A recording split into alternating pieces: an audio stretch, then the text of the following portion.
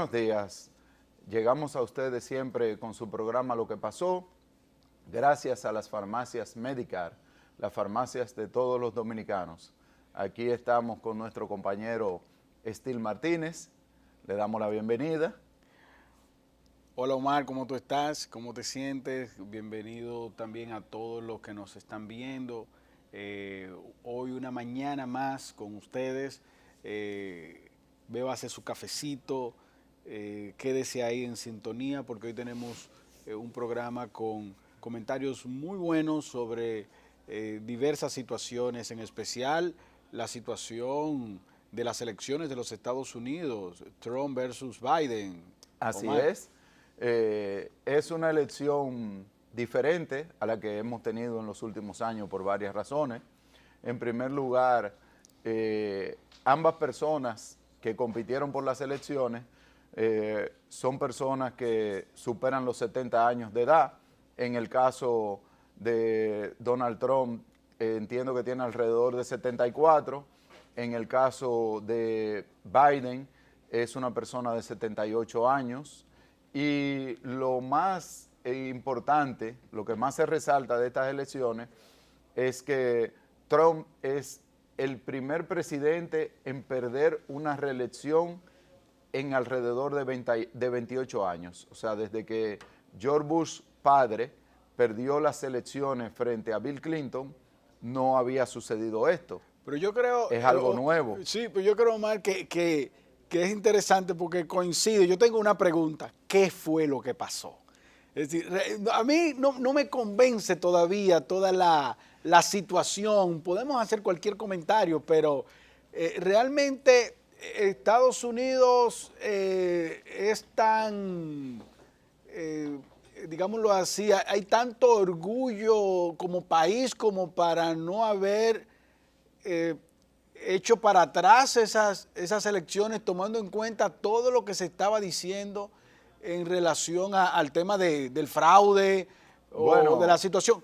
Todavía yo no me convenzo del hecho de que Trump haya perdido. Lo que pasa es que hubo un cambio grande en estas elecciones. En estas elecciones hubo estados en los que anteriormente no se permitía el voto vía postal. Y en estas elecciones, dada la circunstancia del coronavirus, se permitió ese voto vía correo, porque eso es algo que se estila en Estados Unidos, en muchos de los estados. Cada estado tiene leyes diferentes, como tú sabes. Hay otros en donde no se permitía, pero hubo ese cambio, lo que dio motivo a una votación masiva. Ahora mismo, sí, pero Joe Biden se convierte en el presidente más votado en Estados Unidos, el que ha obtenido mayor número de votos, con todo y la contienda tan cerrada, porque no se estilaba que votaran tantas personas, se involucraron mucho. Bueno, desde Hillary Clinton, aquellas elecciones en donde también hubo probablemente fraude, porque de repente en el siglo XXI entendemos a Estados Unidos, donde viven seres humanos, suceden justamente todo lo que nosotros hemos visto en la parte de que se denomina Latinoamérica, los fraudes, las abstenciones, todo ese tipo de cosas. El pueblo norteamericano realmente, a pesar de que se establece que 70 millones de personas votaron por Trump, de todos modos, el pueblo norteamericano, la intelectualidad norteamericana se sentía avergonzada de tener el presidente que tenían, a Donald Trump.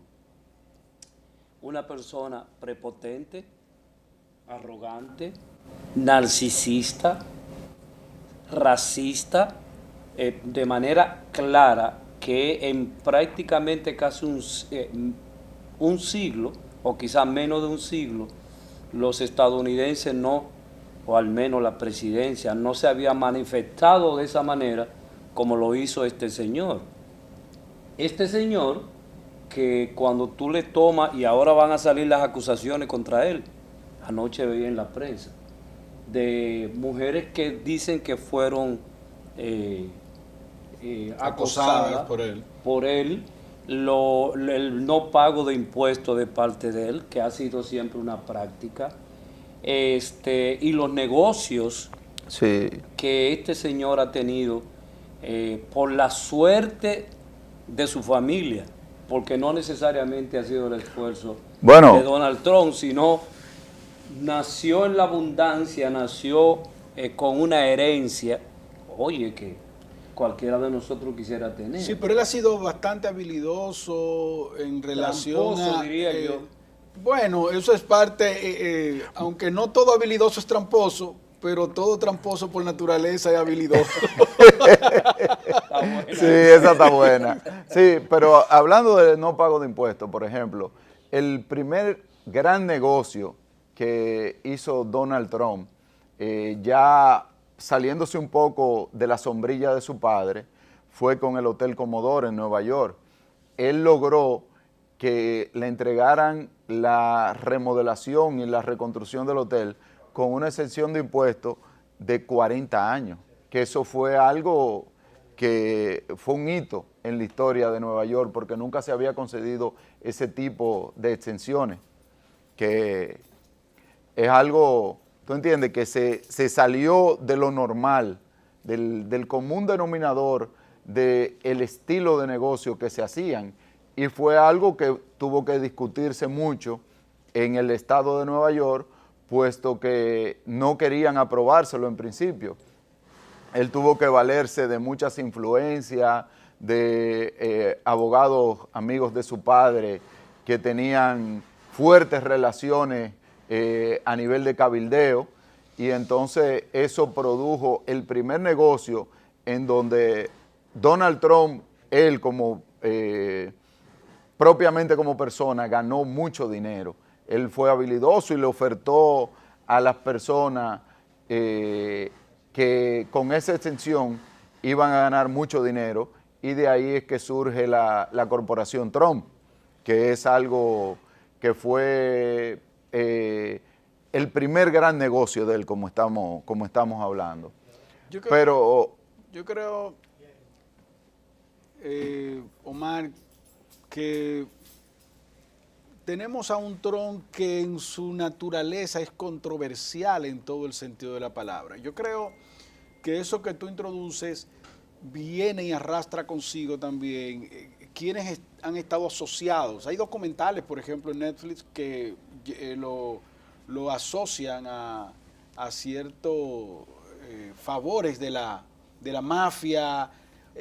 Bueno, lo que pasa es que el abogado de él, supuestamente... Giuliani. Bueno, antes de Giuliani, él tenía otro abogado que lo asesoró y lo ayudó con ese negocio del Commodore. Ese abogado estaba relacionado con ciertas estructuras oscuras. Con todo el imperio del Sí. concreto en los Estados Unidos, donde este imperio y solo las construcciones que estaban asociadas y pagaban no el peaje, esto era un asunto descomunal, lo que ocurría ahí, se permitía el trabajo o avanzaba todo lo que era la construcción que estaba asociado a esto. Lo que quiero decir es que en el momento que Trump estaba construyendo, estaba todo parado menos lo de él, porque de una manera u otra había un favor de parte de. Sin embargo, yéndonos al punto tal de lo que es el Estado estadounidense, yo creo que la actitud, tal como lo describió Eladio, todo ese cuadro, toda esa imprudencia, yo creo que enturbió lo que Trump hizo. Yo creo que ha hecho aportes, además es uno de los pocos presidentes donde no tuvo guerras, y son de los elementos que hay que resaltar. No obstante, es uno de los, aunque era imprudente, hubo menos, ¿cómo se dice? Expulsión o depatriación de emigrantes. En el caso del gobierno de Obama hubo mucho más. Este era más bocón. Mira, es que nosotros no perdemos lo siguiente, Omar Steele. En Estados Unidos existe desde su fundación una dictadura. la dictadura compartida. Esto es la dictadura de dos partidos. Los republicanos y los demócratas. En Estados Unidos simplemente cambia el escenario. En Estados Unidos todo continúa exactamente igual. No, yo te diría que simplemente cambian algunos actores y el escenario se mantiene. Pero así debe ser, Sí. así es la realidad. Por ejemplo, no hubo la coyuntura, el aviso de una guerra. Si hubiera existido en estos 4 años de Trump aviso de guerra, se hubiera metido pero de lleno. Fíjate cuántas sanciones él le puso a Irán. O sea, hay que ver las sanciones, prácticamente lo tienen acorralado. Y a Venezuela también. Y Cuba. A Cuba le quitó todo lo que Obama logró hacer con Cuba, Lo que le había se lo concedido. quitó. Entonces, fíjate que los demócratas también hacen lo mismo. Va a depender justamente los momentos. Que los demócratas probablemente son los que, eso se vende mucho, que son los que han hecho más guerra, eso es cierto, pero es la misma estructura. No estamos hablando de que llegaron seres diferentes, no, es la misma estructura. Usted está aquí y usted va a hacer esto y punto. Sí, pero yo quiero abordar también otro tema con relación a lo que estamos hablando, que han sido 2 hitos dentro de este nuevo siglo y nuevo milenio, que hay que verlos desde ese punto de vista. En este siglo, que empezó en el año 2000, se dio la primera vez que un presidente negro ganó las elecciones en Estados Unidos con Barack Obama. Eso no se había visto nunca porque es una nación mayoritariamente El 75%. dominada por los blancos. Es que el 75% de la población estadounidense es blanca. Sí, entonces también ahora se ha dado un nuevo hito, que es el siguiente. La primera mujer en ocupar la vicepresidencia de Estados Unidos, pero no solamente es una mujer, sino que es una mujer de raza mestiza también. Es una mujer hija de un jamaiquino, una persona, la ascendencia de ella es jamaiquina con asiático. Con Y India, Trump, con la India. Bueno, con Asia. Y Trump la acusa de eso, de negra. En algún momento dado Sí, no, ese tipo, tuvo ese tipo de acusaciones con ella, porque Barack Obama también es un hombre también que no es, vamos a decir, enteramente de color, afro. Barack Obama también es mestizo, Sí. vamos a llamarlo así. Viene del Entonces, África. sí, bueno. Y de madre blanca. Sí, entonces se han dado esos 2 hitos en este siglo. O sea, mira lo que ha traído el siglo XXI. No, pero una cosa importante, Omar. ¿Qué trae eso?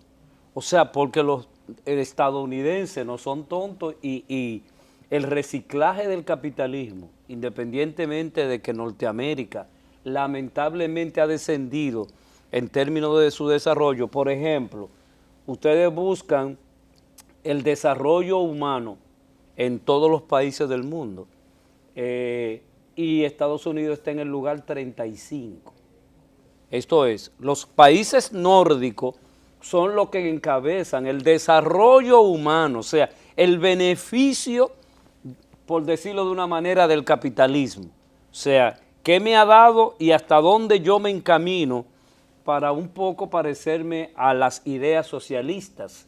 Sí, o sea, Entonces, tú hablas de la repartición más equitativa. Entonces, de los bienes que aprovechamos como sociedad. Así es. Entonces, ¿qué resulta? Que todo este acontecimiento, toda esta crisis, Estil y Omar, empieza en el año 2007, 2008, cuando la crisis mundial del capitalismo, cuando la bolsa de valores estadounidense, un mafioso, que bueno, tuvo preso y ya salió, hasta una película hay de él.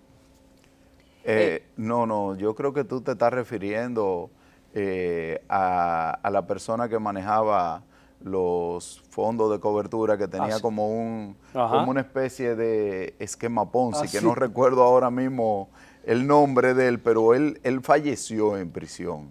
Él falleció en prisión, si es la persona a la que tú te al que yo me refiero, bueno, al menos la última información. Que hubo un debacle en el año 2007, eso 2008. Eso fue producto de los problemas que tuvieron los bancos con la cobertura de los bienes raíces. Y se fue el capitalismo, se fue de boca.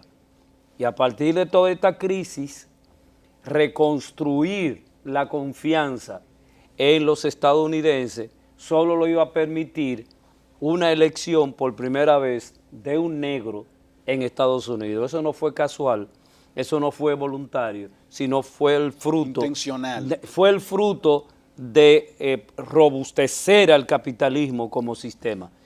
Continuamos cuando regresemos. Regresamos a lo que pasó.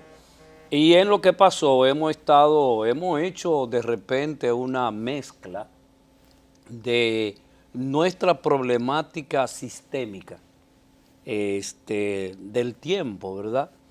Que yo siempre digo, para enlazarlo con la llegada de los demócratas, yo he dicho que si en el año 1961 nosotros hubiéramos tratado de construir un país, fuéramos diferentes el día de hoy.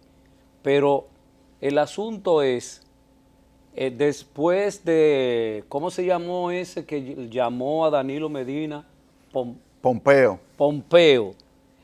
Personajes como ese son sumamente desagradables. Bueno, pero tú tienes que ver que un tuit de uno de los senadores del Partido de la Liberación Dominicana dijo que se terminó Trump y se terminaron las llamadas de Pompeo.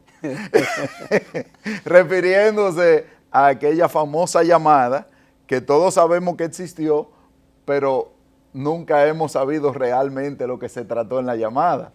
Por un lado, las personas del Palacio dijeron que la llamada fue para felicitar a Danilo Medina, y por el otro lado dijeron que era para que se apiara del caballo. Ten cuidado con lo que tú haces. Pero lo que yo quiero decir es que la arrogancia de personas como ese, personajes como este, en los regímenes básicamente republicanos, que son mucho más aguerridos, yo pienso que ojalá que en América Latina pueda verse otra realidad. De hecho, anoche escuché que en el Perú ya quitaron al presidente que se había puesto ahí y lo están acusando de, como siempre, corrupción. Evo Morales regresó a Bolivia. Sí, porque ganó su partido. Porque ganó su partido de manera mayoritaria, demostrándole a la OEA que la OEA no es de los latinoamericanos, sino del norte, demostrándole que realmente, independientemente de su ambición, ¿verdad? Porque por permanecer en el cargo. Por permanecer en el cargo, realmente no debió ser, ¿verdad? Pero se demostró que realmente no fue fraude, porque las elecciones en Bolivia arrojaron más de un 54% de preferencia del partido. Sí, lo que pasa es que los Evo. seres humanos tendemos a querer perpetuarnos en el poder. Así es. Y es algo que pasa con todo el mundo. O sea, tú has visto que aquí la Constitución de la República se ha modificado un sinnúmero de veces para promover la reelección. Y en otro caso, hasta, por ejemplo, dio pie a la dictadura de Trujillo, esas modificaciones que se hicieron con Horacio Vázquez. Entonces, son cosas así, pero en Estados Unidos, por ejemplo, ya que volvemos al tema, no se pudo dar la reelección, que es algo muy extraño, que un presidente que opta por la reelección no se reelija en Estados Unidos, porque de todas maneras tú tienes la ventaja del poder, que es innegable en cualquier país del mundo, incluso donde es la mayor democracia. Y de hecho hay una cosa, excúsame, uno pierde la visión de saber que Estados Unidos hasta cierto modo ha cambiado. O sea, con la llegada en las escuelas de negros y blancos, en términos de estudiar juntos, de desarrollar su infancia juntos, eso determinó también que independientemente de la promoción y de la existencia del racismo norteamericano, ha disminuido con los años esta realidad. El racismo ha disminuido mucho. Porque resulta, si tú ves los manifestantes en Estados Unidos, la gran mayoría son blancos. Sí, y se han manifestado en contra de, por ejemplo, racismo. no, y de algunos crímenes que se hicieron. Por ejemplo, se hizo muy famoso el caso del policía que asfixió al señor en el piso ya luego de estar sometido y de tener varias personas ahí. Y que eso fue lo que provocó... provocó una ola de violencia. Y además el sadismo del señor, o sea, con la mano en los bolsillos. Sí, sí, y oprimiendo a un ser humano. Mira, esos videos le dieron la vuelta al mundo y creo que tuvieron muchos millones de views. Pero creo que parte de ese cambio ha venido también con el avance y el crecimiento de la tecnología, en el cual las personas no se esconden nada. Estados Unidos tenía la costumbre de esconder cosas y ahora no puede porque la gente... Bueno, es que ahora mismo cerrando, cada periodista... Nos queda un minuto. Cerrando el programa, ¿qué tú esperas desde aquí que va a suceder con la llegada de los demócratas? Brevemente. Bueno, brevemente yo te diría que Estados Unidos quiso hacer un cambio hacia una persona más conservadora. Hay que ver la política económica que ellos van a trazar, sobre todo en cuanto a la parte migratoria. La parte migratoria es la que más nos importa a nosotros los dominicanos. Señores. Bueno, ya llegamos al final de nuestro programa, así que mañana nos encontramos de nuevo y usted tiene toda la libertad y nos gustaría que realmente continúe el programa discutiendo todos estos temas con las personas que usted quiere y que están a su lado. Buenos días. Regresamos a su programa Lo que pasó y en esta mañana usted que todavía está en la cama y gracias por usar su control para vernos en esta mañana, que ha sido de mucha lluvia.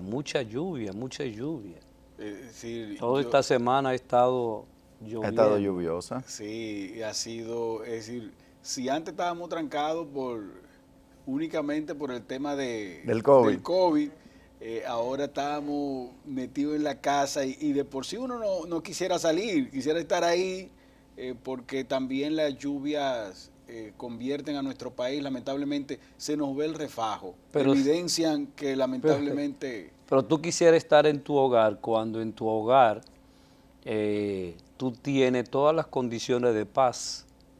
Sí, eso es cierto. Pero lo que pasa es que te iba a decir con relación a lo que él dice que se nos ve el refajo, es que realmente no ha habido una planificación con un concepto profesional de hacia dónde vamos creciendo como país. Entonces tú te pones a ver que zonas como Piantini, como Naco, donde había una casa, ahora mismo hay un edificio con 100 y 200 personas. Entonces, esos apartamentos en esos edificios, tú encuentras con que donde la casa habían 5 baños antes, ahora hay 200 baños, 300 baños. Entonces, pero la cañería de la calle es exactamente igual. Se planificó para otra cosa. Y como aquí no solemos prever lo que va a suceder en el futuro, entonces ahí vienen esos problemas de alcantarillado, del desagüe, sí, de toda esa cosa, que nos convierte en la ciudad en un caos, y no solamente en eso, sino en el tránsito, porque así como por esas calles transitaban quizá 1000 personas, ahora transitan 10,000 o 100,000. Pero yo quiero trasladarme a la preocupación de Steele en el asunto de estar encerrado de manera involuntaria puede decirse, o voluntaria. Yo creo que hay una o sea, quedarte en la casa con una mujer peleona, con unos hijos malcriados, sin trabajo, porque te botaron del trabajo y tú eres parte de eso, de ese 1.500.000 personas que están en la calle ahora mismo en República Dominicana y la señora te grita y te grita. ¿Cómo contemplar una situación como esa? ¿Es placentero, como tú dices, quedarse en la casa? Bueno, hay una realidad totalmente... ¿O te tumbé el asunto? Sí, realmente te tiraste de la tercera y caíste con el codo en el pecho. Pero la realidad, la realidad es que esa realidad en que viven nuestros hermanos dominicanos, nosotros, ¿verdad? Es una realidad realmente compleja. Y déjame decirte que se combina con lo que estaba planteando Omar, porque esa falta de planificación urbana también lleva a que tú tengas diferentes barrios y comunidades en hacinamiento, con casas en condiciones realmente deplorables. Sí. Y eso, excúsame, para que tú continúes ahí mismo, y eso es agresividad, eso es violencia. O sea, eso que tú estás diciendo en este momento, eso es violencia contra la gente. Y el Estado no lo comprende, y el Estado se hace, si te he visto no me acuerdo, pero eso es violencia. Sí, y déjame decirle que debemos de analizar ciertos proyectos que ha habido en nuestro país, que son proyectos multimillonarios. Por ejemplo, en el caso de la Nueva Barquita, que tenemos una realidad donde estábamos ahí cerca del río y ahora hay toda una serie de condiciones a favor de la gente, pero eso lo vamos a hacer y lo vamos a reproducir en cada una de nuestras comunidades. Es sostenible ese tipo de proyectos. Entonces, estamos diciendo en este momento que, óyeme, la gente posiblemente no esté a gusto, esté diciendo, wow, quiero que pase la lluvia. No quiero quedarme en mi casa porque la realidad posiblemente sea una familia feliz, pero en medio de goteras, Bueno. en medio de esa humedad, en medio de la falta de comida porque no tienen para salir a la calle. No, porque entonces, imagino que el marido, los hijos, la mujer con un truño donde realmente se ve en la cara y no quisieran decir nada. Porque en psicología hay un concepto que se llama cognición social. La cognición social se refiere a que tú asimilas las condiciones sociales donde tú naces y te crías. O sea, para la gente que vive en la orilla del río, eso es la naturaleza, eso es normal, vivir ahí, ir a defecar en el río, eso es un concepto normal, o sea, pasan los años, crece ese muchacho y entiende que ese es un proceso normal. Que hoy no hay comida en la casa, pues eso es bien, o sea, mañana como. Fíjate cómo los humanos asimilamos desde el punto de vista psíquico, asimilamos condiciones sociales que modifican nuestro comportamiento. Y yo asimilo y lo veo como bueno y válido. Esa condición. Pero esas cosas tienen que cambiar, o sea, definitivamente. Aquí debemos de dirigirnos hacia un punto donde haya un mejor reparto, una mayor equidad. Realmente el pueblo tiene que exigir sus derechos, el pueblo tiene que empezar educándose. Luego de la educación, como siempre lo he dicho, tiene que buscar la manera de exigirle al Estado que propicie la creación de empleos que sean dignos para ellos, empleos que propicien un desarrollo nacional. Hay que buscar una manera de que los mecanismos que tenemos ahora mismo pasen a ser más productores y exportadores a la vez que importadores. Porque cuando importamos... Pero Omar, ahora están integrando más gente a darle 700 pesos. Pero es que eso no debe de ser. Es como hemos conversado en otros programas. A la gente hay que enseñarla a pescar, no hay que darle un pescado. El ser humano, nosotros los dominicanos como país, merecemos un bienestar real y sostenible en el tiempo. Nosotros nos merecemos mejorar en condiciones, en calidad, en nivel de vida. Debemos pensar en que nuestros hijos, nuestros nietos van a tener un mejor futuro. Debemos pensar en un país en el cual en algún momento las oportunidades sean realmente para todos. Mira, No podemos quedarnos todo el tiempo en solamente un discurso, en las palabras. Tenemos que pasar a los hechos. yo creo que hay una frase que dice que hay cosas que deben de hacerse sin dejar de hacer otras. Yo creo que las... Está muy filosófico esta mañana. ¿Eh? Fue el cafecito que me dieron. Ya. Está muy bueno, por cierto. Debería Que a repetirse. propósito de café, yo estoy esperando a Omar Canaguati que nos dé un café especial que no ha ofrecido. Y Sí, estamos yo estoy esperando ese café. eso viene. Ah, bueno. Eso viene, tú verás, vamos a cambiar las tazas pronto.